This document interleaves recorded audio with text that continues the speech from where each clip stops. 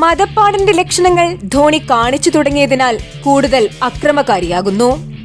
അതുകൊണ്ട് തന്നെ പൊതുജനങ്ങളെ ആനയെ സന്ദർശിക്കുന്നതിൽ നിന്നും വനം വകുപ്പ് വിലക്കിയിരിക്കുന്നു. കാട്ടിലാണെങ്കിൽ ആനയുടെ മതപ്പാടിന്റെ ദൈർഘ്യം നന്നേ കുറവായിരിക്കും.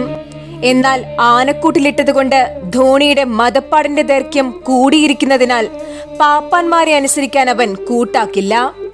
ഇനി മാസങ്ങൾ കഴിഞ്ഞ് ആനയുടെ മതപ്പാട് കഴിഞ്ഞ ശേഷം മാത്രമായിരിക്കും ധോണിയെ മെരുക്കുവാൻ സാധിക്കുക.